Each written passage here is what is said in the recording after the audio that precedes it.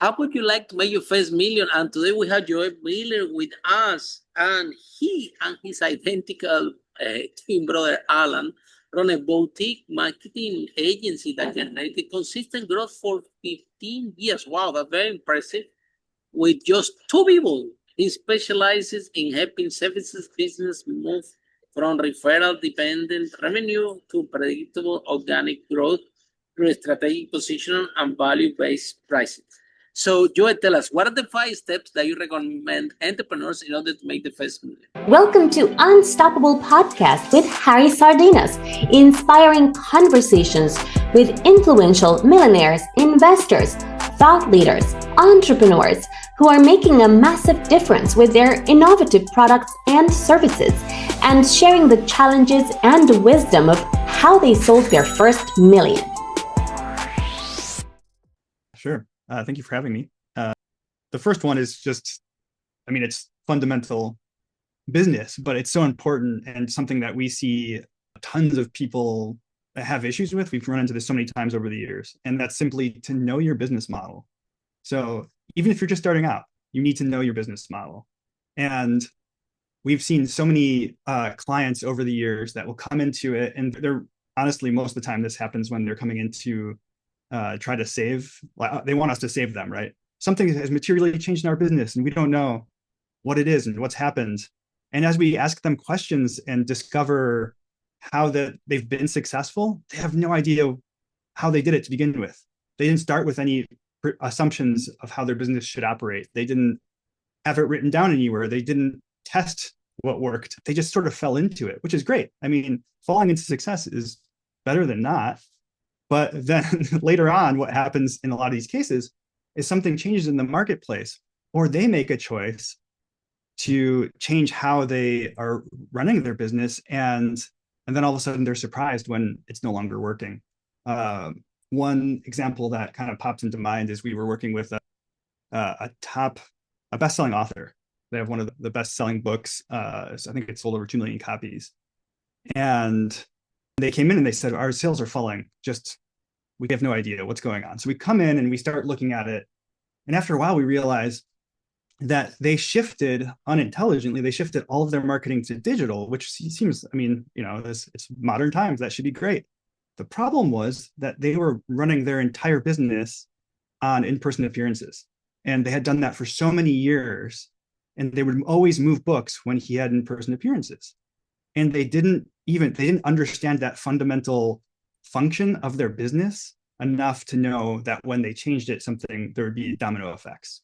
And so I just think understanding that, making assumptions, theories, and experiments about how your business is going to operate. Yeah, don't assume anything in business. Yeah, this is step number 1. So then, Joey, what is the step number 2, 3, 4, and 5? Yes.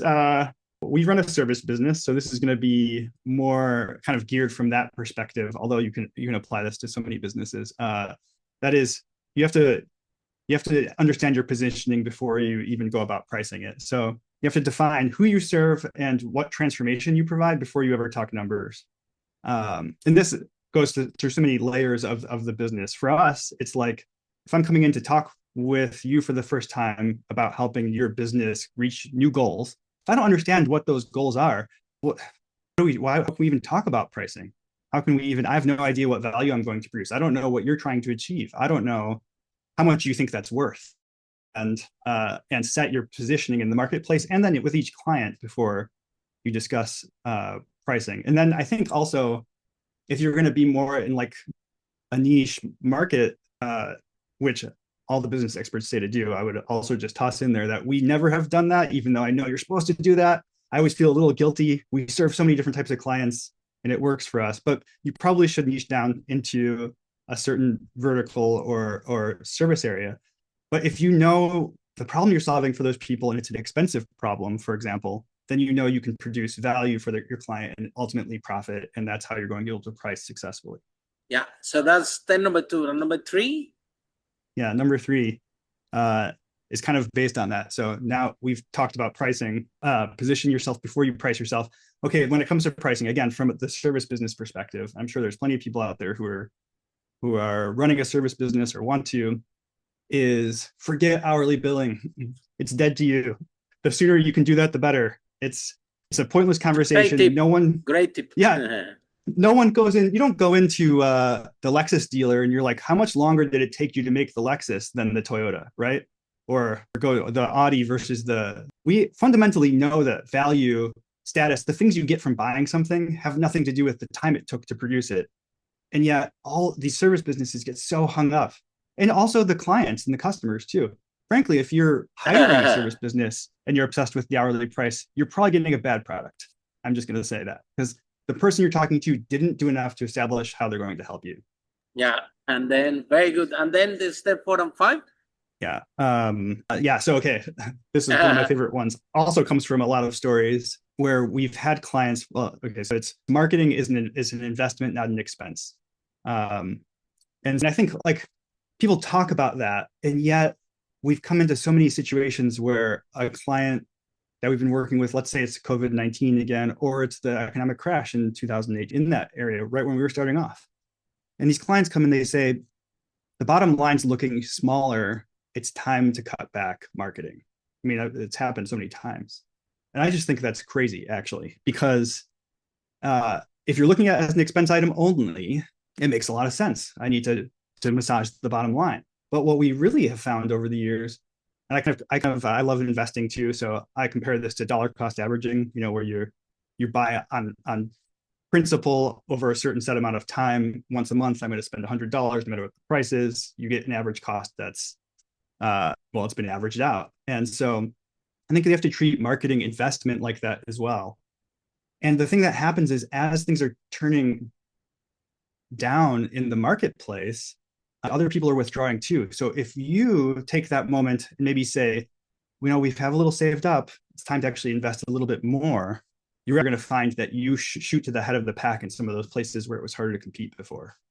So I think it's a great time to put more money in. I love this point, and we're going to talk more about that when you finish your step number 5. We're actually going to talk about that one because I'm a big fan of that one. Okay, awesome. So what is the step 5 then? Yeah, step 5. Again, this is more towards service businesses, but every business wants to build partnerships with their customers and their clients. So I call this long-term partnerships over one-off projects. So we get a lot of our recurring revenue through these relationships that we build, and not just transactions, right? And the more rapport you build with your clients and customers, the more you're going to have long-term growth and return clients. And what does that mean? Well, it means because you're charging enough, right? Because you're not doing hourly billing and you're doing project pricing, you're understanding the value you're providing, it's profitable for them. You don't have to nickel and dime them. You can just and you don't get walked all over, but you provide a lot for what you charge. Exactly. And that builds the kind of rapport that brings them back again and again. Yeah. Oh, great, Joel. And let's dive into, because you talked your step number 4. I'm a big fan. Yeah. Of this controversy that we always see out there, where it's a marketing is an expense, it's an investment. And you see, we saw that even in COVID, okay? That everybody say, we have a crisis. The first thing we need to do is cut the marketing budget, cut the marketing cost. And look, basic knowledge, right? When you advertise in Facebook and all those platforms on pay-per-click, it's actually whatever drives the price is that everybody's bidding in the same keyword. So if everybody's bidding the same keyword, it's more expensive. Now, if everybody else reduced the marketing budget and everybody cut the online advertising, so what happened is that, number one, that keyword become way cheaper now because everybody else is cutting. And then what you should do instead is to put the foot on the gas, for goodness sake. What is an idiotic, I'm sorry, my listeners, to be so blunt about this, but, is not, the moment that we understand that marketing is not an overhead, it's actually an investment, we're not going to move forward with our business. That's why if you are stuck in the business, look at, and we see big companies, corporations, having the same behavior in their culture. I'm thinking like this, whether when it comes to marketing and sales, it have nothing to do with the overhead, because at the end of the day, if you're selling your product at 10, okay, and you put a marketing strategy that is costing you $2, okay, that's attracting those clients, and then you have your sales process defined, right? Totally the opposite. You could be in a position, right? We talk this podcast a lot, how to write to the first million. The faster you get to that, the faster you understand that, the faster you're gonna go to a second phase of this, which is you don't depend on your client anymore. You because you have a consistent marketing strategy that you know costs, let's suppose $2, but you know, hey, your product is selling for 12. So cost of product to deliver your product, let's say 6, 4, whatever number you wanna come. But if you keep in $6 profit or $4 profit, even if you have a $2 profit and you're making a profit, what do you think that will happen if the step, the route that everything happens, which is the ability to attract clients, if you remove that the investment, you're gonna attract less client and you're gonna convert less. So Joel, why let's expand a little bit more because I think don't get it. Okay? Well, you're bringing up a great point. Why people keep seeing marketing as an overhead and seen as it really is as an investment? Why do you think that maybe they learn in the school, in the news, people are reading articles? I don't know. You tell me. Well, yeah, I think I love where you're going with that. And I don't think I've ever even quite thought about it like this, but it's kind of what I'm saying about the business model idea. It's because they don't know how their marketing is even working half the time. They go into and they listen to the word and they don't even know what it means. They know that costs money and let me get it as cheap as possible, right? Well, right. And they often, a lot of times we come into these situations and client says, all right, we had this company doing this. Can you look over? Sometimes we have to sit in, in a transition period. Can you come sit in on what they're telling us? And I sit there and I'm just like, oh man, you don't have to become an expert, but the new client doesn't know enough about it to even parse what the people are saying. And so a lot of times they're getting taken advantage of, honestly, where they're not getting any return on their money, on their ad spend. And so that when things turn down, they look at it as like something they just had to do or should be doing. Just worse. They get the cheapest service out there, then they have a terrible experience, and now they don't want to do marketing at all, which is even worse. Yes. Yeah. No, that's exactly right. Yep. They go, okay, well, that must not be. It's in the realm of the used car salesman, and it's like, well, you just need to go to a different dealership, probably. And then you see, and let's talk about pricing as well, because again, if you entrepreneur, you listen here, right? Okay, and you're gonna hire a marketing company, okay, which is the marketing by the way, I'm telling you because I am the own example, because in my first business, I started my property business, and look, I didn't even knew what marketing was after 4 years. Yeah. I realized, because I was doing my property business, and then I was posting the rooms in Gumtree, was a website, and then the people were booking the rooms there, and then I was renting the rooms, and then I was paying the landlord, paying the bills, and so I'm keeping the profit, and then I'm doing this, then I acquire another house, and again I'm posting in Gumtree and putting the room, people find the room there, book it. So after 4 years, I realized, I learned, because I didn't even know what marketing was, that my marketing strategy was actually that one: post the rooms in Gumtree, and because I need to learn first what marketing means, and then because I learned it, then now I can say, this thing have a name. It costs marketing. And by the way, I'm doing it all wrong because I'm only have one marketing strategy, which is posting the rooms in this website. This website goes down, they increase the price or whatever. That's it. I'm out of business. So a lot of discovery happened when I learned what marketing means. And so if all entrepreneurs out there, we forgive you, right? If you don't know what it means and it takes you long to get it, because I've been there. Okay, and I'm the first. However, once I get it to the point that a lot of sales and marketing companies have been in this podcast, and they have arrived to the conclusion, okay, that first-time founders, okay, they are in love with the product. They fell in love with the product. They want this product to be the best in the market, and they put so much time, energy, and effort in the product because they don't know what marketing means and they don't know what sales process, and they are so weak in that space that they're making the product the best they can, thinking that the product is gonna go out by itself and sell. Right? Oh yeah, Whether the second time founders, go ahead. Oh, I was just gonna say, it's amazing how first time founders. This is all. Well, you're living in a dream world, you know. You're going. You're working on something you're super passionate about, which is awesome. That's a fun stage. It's like the honeymoon phase, right? Like you think this is everyone's gonna get it how I get it, and they're gonna want it because I think people will, and then you push it out into the world the first time. Yeah. Out of the 500 millionaires we interview, right? Nobody had told me, Harry, you know what? This product that I designed exactly how I thought about it. Yes. You know what? I sold it and I became a millionaire. No one yet had told me this story. Tell me, Harry, you know, this is my initial. I had to pivot. I had to go there, put it in front of people. And that's the question. Putting the product in front of people. That's what marketing stands for, right? Get it in front of people.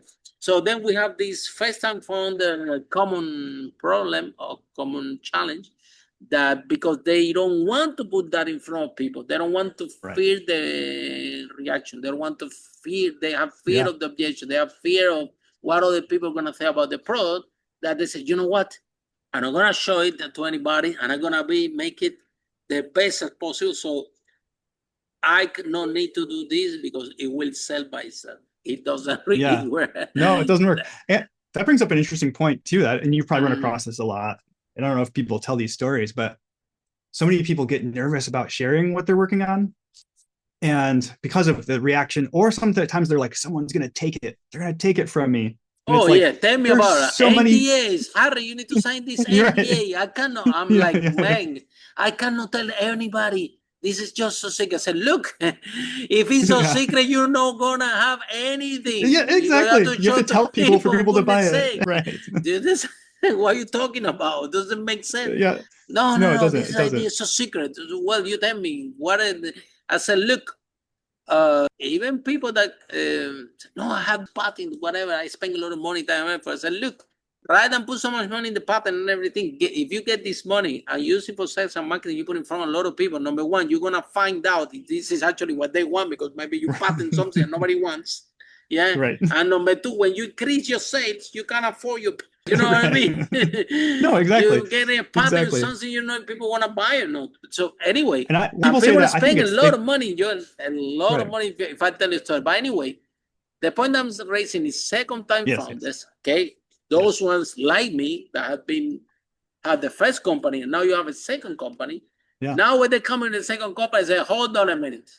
Actually, the product is not the main thing here. Yeah. The product, let me create an MVP, a minimum viable product, okay? And let me do something more interesting. Let me do sales and marketing and show it to people and put it in front of people to see what they think, to see how much they're willing to pay. And based on what they tell me, I go back and I fix it. I go back and I iterate. I go back and I pivot until what I create and I have some indication this is what the market wants. Okay, so those second-time founders, they have become so successful at this process that most of them own marketing and sales businesses now. When you see sometimes a lot of people, a lot of entrepreneurs, they even have been in this podcast. They say, "Oh, you have a sales and marketing company?" Yeah, but is this your first company? No, Harry, it's my second one, my third one. Ah, really? What happened? No, I had two companies before, but you know, we were doing the sales and marketing so good that now we're doing that for everybody, right? So the whole point is, if you master sales and marketing, okay, you will be in very good position to grow that company because you will focus in actually, especially decency side that we talk. the 0 to 1, and I want to get clear for all our audience, this exercise to go from 0 to 1 million product market fit, it's just a marketing and sales exercise. Yeah. Even if your product is not good, you will sell 1 million. Even if it's not good, you won't have repeating clients, which is something that we talk, and I want to expand on this. I want to ask a question about this. You won't have repeating clients because your product is not good, but you can even sell it and make your million. Okay. Now, let's talk about this part, the second part about customer relationship and partnership, which is something that you touched on. Okay. Which is what we're talking about. Is not enough to have a good sales and marketing. You have to learn how to nurture and develop in these relationships and provide value to those clients so you can keep them for longer. I have clients, that I launch a new product and they don't even know what the product is about, and they're telling me I'm buying, where I need to fly. I said, look, I'm launching this, I still don't have a price defined, and then whatever. I say, Harry, put a price, we buy it, tell us where we need to fly, we will be there. You know what I mean? But so when you have that relationship with clients so close, of course, it doesn't happen overnight. You have been, this client clearly has been buying from you again and again and again. And every time they buy, you have exceed the value. And so they already don't know what to expect when we're launching something, when you product and things. They already know what's going to happen, even without buying the product, because they already had the previous experience. However, Joel, everybody, or most entrepreneurs out there, when they find a sales and marketing company, that's the goal. The goal is, look, I only want more clients, more new clients. I want you guys to focus on this. So I want to spend all my money, time, and energy to bring strangers to my business. Okay? And then you ask them, but how about your actual clients? No, forget about these people. They already bought. They're not my problem. We want all the money, resources, energy, you guys, the best of the best. We want more strangers. More strangers, which is a very expensive exercise because they don't know you. Yeah, go ahead. If they don't have any trust built up, you have to build that trust with every new person, right? And so the people who they are what you do and that can trust you. And so when you release something, of course they're in line. So the idea of getting out there and trying to just constantly expand your net, I mean, do that if it's especially critical to your business model, but don't neglect the people you have. Don't stop asking what need. Look, Joel, there is a company, Amazon, okay, with the .com. They, when things start to go rough, right? They say, you know what? Rather than take all the money and energy we have, to bring new clients, let's do something more interesting. Let's focus on the customer experience. Let's focus on the people that are already buying from us, and let's, deliver a better experience. If they don't like the product, we give it back quickly. If it takes you 1 week, let's put some money, time, and energy, and it could arrive in 3 days, in 2 days. So let's add more value to existing clients. And what happened is that probably you don't remember, but you think, well, no, Harry, I know Amazon. Yeah, but probably you never search in Google by Amazon. Probably the way that you find out of Amazon is when you say, I want to buy something, and the person next to you told you, oh, you know what? It's a great website. You will forget about it. You will find everything, and you don't like it. You return it. They change it. Arrive very quickly. It's so good. So you didn't search Amazon in Google. You won't find it. You didn't search that. It didn't happen like that. It happened because they prioritize the existing clients, how to provide, nurture, developing relationship, keep them for long. They understand long-term value of the client. They understand that concept, a long-term value of the client. So, Joel, what is your message for companies that they hire you, want to work with you, and nobody understands the long-term value of the client, and everybody want to put all the money, time, and energy just getting new strangers and neglecting the people that already bought? What's my advice to them, and that's what they're just trying to do? Yes. What's your take on this? Yeah, I mean, I think I'm asking you that because you and your brother have built a business, and you told me, Harry, look, we have clients. We have clients for a long time. So Right. if you have those clients for a long time, you need to be very good and give them a lot of value. I can tell you because I have clients for a long time. Right. And if Yes, you yes. don't give a lot of value to these people, I would say it's a lesson somebody thing. else. Right. You have to, it's, I mean, I consider myself a lifelong learner. And I think that same curiosity that you need to have is what you can apply to your business and to your clients and your customers.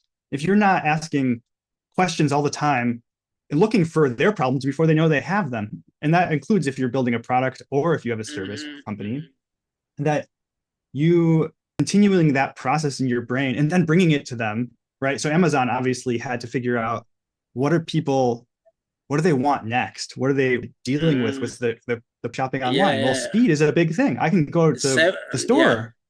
And so they kept asking those questions and then refining it based on that. And then obviously using the feedback loop of the customer to say, yeah, this is working. Or maybe it's not. We're going to get rid of the stuff that doesn't work and then iterate and keep building on the stuff that is working. And that's how you grow. And, you know, I think it was in the bio that you read at the beginning, but we've purposely not to hire employees, even though we've continued to grow our revenue every year. And do that, like you can grow even without needing to scale in the traditional ways that people tell you have to. If you're able to keep those clients long-term, stay curious, ask questions, iterate, and provide excellent value. Yeah, absolutely. And there is something beautiful to have a long-term client value. Like I said, I have a tenant once that paid me rent for how many years in a row? Just one room, yeah, and a lot of money. It was a very expensive room, and I think it was 9 years. Wow! So when you calculate this, for one room, it's not a flat; it's one room. So when you calculate this, you see these tenants almost pay me rent to give me the deposit to buy a house. You know what I mean? So that's just so much faith and trust in you. Yeah, exactly. So we understand two things, right? Number one, we grow the business by bringing new people, of course, yeah? Yeah, right. But then by creating an amazing experience, so there is a lot of value in the long-term value client. Number one, you don't have to spend in marketing to bring the new client. Number two, they refer you people. They become your ambassador. They are, however, it takes some resources. To if Amazon want to bring the product, from 7 days to 2 days, well, maybe they have to pay extra to the company that delivered this. Maybe they have to do this. They have to do a few things in order to make that happen. Okay. However, your client keep buying again and again and again. Yeah, and you know what happens? I think of a story. We had a client, one of our biggest clients right now, and they've been with us in this stretch for over 3 years now. But we first worked with them in 2017. 3 years is a lot. Yeah, and started in 2017, but they hit a point in their business where they thought, and it's me up now given what happened, but they thought we need the big agency experience. So they go out and find, a team with 25 employees and hire them, sign on to a full, a year-long, super expensive contract, and then to the end of that, and things are basically spiraling into the bottom of the tank for them, going down the drain. So I get a call one day from one of the executives at the company, and they say, is there any chance you'd want to come back? Would you guys want to come back? I don't know why we left. And now it's been 3 years since we came back. So I think we worked with them for a couple of years. And so 5 years total for them. But that's interesting. They keep more with us. And sometimes people need to go through the bad experience to be like, oh, the thing I thought I wanted, I didn't actually want. And then they realize, oh, you've been what I actually wanted and needed. I should have stayed with you. So that was that's actually happened to us a couple times, and it's super flattering. And they stick with you for so long. Yeah. Yeah. Yeah. Again, because we entrepreneurs again, this space is very sensitive. Yes. To the point that I overlook personally this area myself. When we're working with people, you see.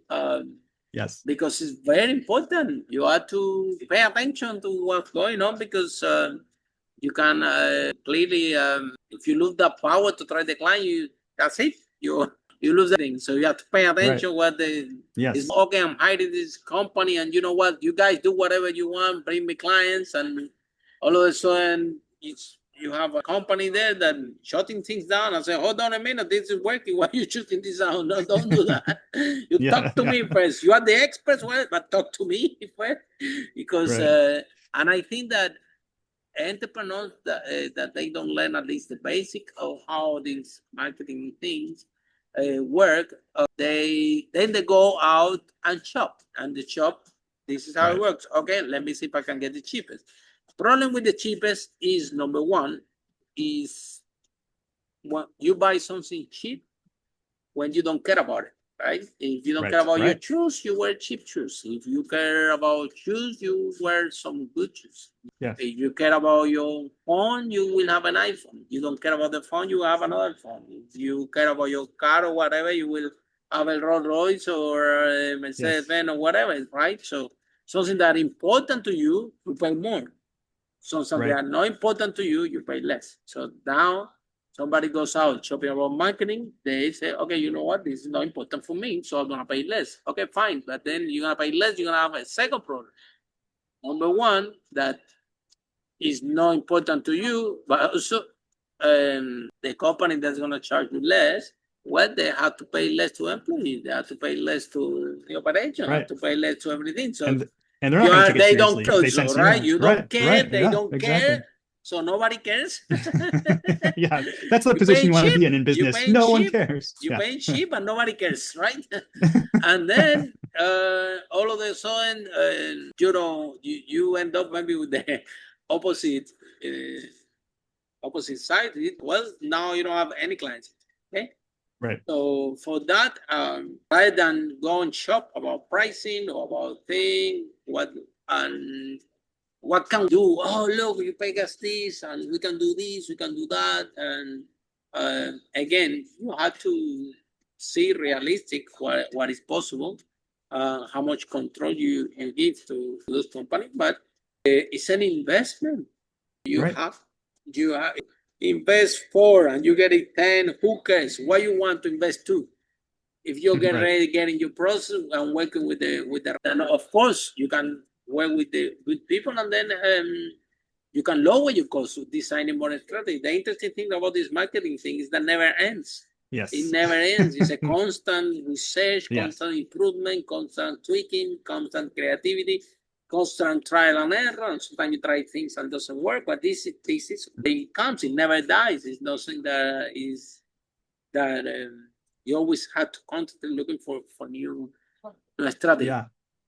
Yeah, and I think something you said earlier was kind of reminded me of, I mean, it's intrinsically what marketing is, which is finding market fit, right? So if I think it's Noah Kagan, I think he's the founder of AppSumo, which I'm sure we've all heard of. And he had a book called $1 Million Weekend. I think it came out last year. And it was a book, even if you've been doing business, I've actually been involved in another startup that we kind of made a Yelp competitor, and that sold to the company that owns The Knot. And I also helped my wife start a photography business back in the day before we had kids. So I've done a bunch of these types of things before. And it's a book even if you're doing it forever and you want to just kind of get the juices flowing again. But one thing he suggests, which I thought was just so great, is if you have an idea, go find customers this weekend. Take 48 hours, take your idea, go find the people you think are interested in it, because there's probably someone in your circle, and like truly them the thing, see if they'll pay you something, get some money on the line, see it to see the serious, right? Yeah, exactly. Because if they might be like, yeah, of course I would take that from you, but then you're like, all right, is it $50? Whatever, I don't know. It depends on what the thing is. If they won't actually put some money down, I mean, they know you, they should trust you. If they won't put money down, then it may not be as valuable as you think it is. And so iterate it, figure it out. Your friends say, oh, this product is amazing. Okay, would you buy? If they don't put money down, they're not serious about I lend this out of my property business. You see, people say, oh, I like the room. I say, what, can you put the deposit? No, I'm coming tomorrow. Well, you're not that serious about this thing. If you're serious, you put the deposit right now. So let me keep looking. Okay? Yep. So Joel, if somebody's in love with this conversation, how people can find you guys, how this process works, how can you help them with? Can you share a little bit more about all this? Yeah, I mean, when it comes to what we can help, we do so many different things. It's a speech I actually hate to give when I'm talking to new people, because again, you're supposed to have like the thing you're the best at. But that one client that came back to us, for them, we're running Google ads, Facebook ads. We make billboards for them. I get into their Salesforce and connect all of their lead data from all of the marketing channels into Salesforce, and I report on it to them, monthly, quarterly, and yearly, so that we actually know what's working and what's not. And that's something they weren't getting from that other company in between. And we actually do like sales enablement for them. So I listened to like 30 hours of incoming sales calls and figured out the things that I thought were the weakest parts for their sales team, and then created a GPT assistant that actually takes that and grades each call, Slacks me and emails the marketing director that they have on staff and myself, and tells us the things that went well and didn't, and comes up with some suggestions. Again, it's, we got to take some AI things with a grain of salt, but it's a really good starting place to help their sales team improve how they sell. And so we're doing kind of, if you can dream of it, we also do a lot of website building. We design them and build them too, and the messaging that goes on that. So we're really like, we're problem solvers. We're curious. We're lifetime learners. If we can do it well, and it's going to help you achieve your goal, we're going to figure out how to do it for you. And our business is called The Sky Floor, because which is always a fun, people are like, why? And you can figure it out. I don't know, but it's basically, this is an idea from our 20s, but what if the sky isn't the limit, right? And you can get on the ground floor, and it starts there. So it's The Sky Floor, and we're theskyfloor.com, and you can go there, and there's some blog content and some a contact form if you want to get in touch with us, and we can talk about your needs. But really, I love people and hearing what they're doing, and it's great to meet you. Thank you so much, Joel. And I've been a fantastic conversation, right? And I wish our entrepreneurs listening this broadcast of the Want to Be Entrepreneur, right, to absorb what we discuss here and understand the basic content of marketing, okay, which is an investment that will give you a good return, okay, and is the source of your revenue. Is you have to. I always said, right, that if you have a business out there, minimum you have to have 12 marketing strategies to attract clients. Yes. Not one, not two, not three, 12. And then out of these 12, you have to check which one are the two that performing less, and if you need to replace them or you have to improve them. But there is, out of the 12, there are always 2 or 3 that they are not working so well, and then if these 3 they are good, then it's gonna be another 2 or 3 that now are performing less. And if you understand that dynamic, yes, very quickly you will be to the position that you don't depend on the client, right? There are, which is in this, you go into the phase of growth, 1 to 10 million, 10 million to 100 million, 100 million to, etc. Don't depend on the client anymore. You have your marketing and sales process already defined, and you know how to get your clients. You always can improve it, but you have a system, by certain marketing strategies already in place that work, and a sales process already refined in a way that all you have to just hit the system, hire the right people that operate that system, they are part of that system, but you are not in the position anymore of the 0 to 1 that if you don't have a client, you don't have a business. And if you want to get out fast of this situation, 0 to 1, right? Depending on the client, you have to listen to this podcast of this conversation I have with Joel, and try to absorb and try to digest and understand what we talk here today. I think that if you were me ago, this podcast will sound to you like Chinese, because I didn't know any of this. I'll kind of find out by accident. But this is my take. So last message, Joel, that you have for our audience? Oh, a last message. I would say keep learning, and And if it's possible for you to work for yourself, to be an entrepreneur, you should do it. I don't think it's for everyone, but I think if you have that bug, try it out. There's really, you can't beat what it affords us. Excellent. Thank you so much, Joel. And for all of you following the podcast, you know what next episode of Unstoppable, how brave entrepreneurs like Joel break that wall and achieve their first million. Bye for now. Follow us for more interviews with world's most influential, audacious entrepreneurs that overcame challenges and adversity, providing you with the blueprint of how they sold their first million so you can grow your business exponentially.